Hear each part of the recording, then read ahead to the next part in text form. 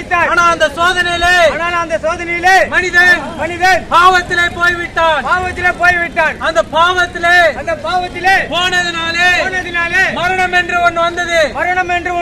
அந்த மரணத்துக்கு ஆட்டு ரத்தமோ கோழி ரத்தமோ மிருக ரத்தமோ எந்த ரத்தமும் தீர்க்க முடியாதது. ஒரே ஒரு ரத்தம், அது பரிசுத்தமான ரத்தம். பரிசுத்தமான ரத்தம், ஒரே ஒரு ரத்தம். பிதாவானவர் தன் ஒரே குமாரனை நம்மளுக்காக கொடுக்கப்பட்டார். அவர் இயேசு கிறிஸ்து.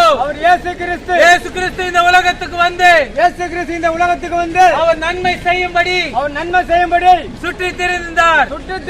குருடனுக்கு பார்வையும் செவிடனுக்கு காதுகளையும் சப்பானியை நடக்க செய்தார். நாம் செய்த பாவங்களை நாம் செய்த அக்கிரமங்களை நம்மளுடைய சாபங்களை அவர் மேலே ஏற்றுக்கொண்டார். அதனாலதான் அவர் சிலுவையிலே அடிக்கப்பட்டார். அந்த சிலுவையிலே கூட பிதாவே இவர்களை மன்னிங்க என்று கேட்டார். இயேசு கிறிஸ்து சொல்கிறார், நான் உன்னை நேசித்தது போல பிறரை நேசிங்கள் என்று. இயேசு கிறிஸ்து அவர் ஒளியாக இருக்கிறார். இன்று நம்ம கொண்டாடி கொண்டிருக்கிறோம்.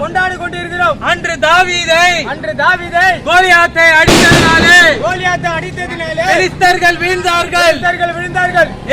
இஸ்ரவேல் நாட்கள் அவர் ஜெயித்தார்கள். அவர்கள் கொண்டாடினால்தான் இன்று கொண்டாடுகிறோம். இயேசு கிறிஸ்து என்றும் மாறாதவரே.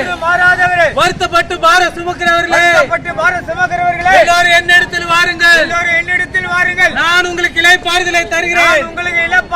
இன்னைக்கு பாவத்தோட துக்கத்தோட கண்ணீரோட கஷ்டத்தோட வாழ்ந்து கொண்டிருக்கிறோம்.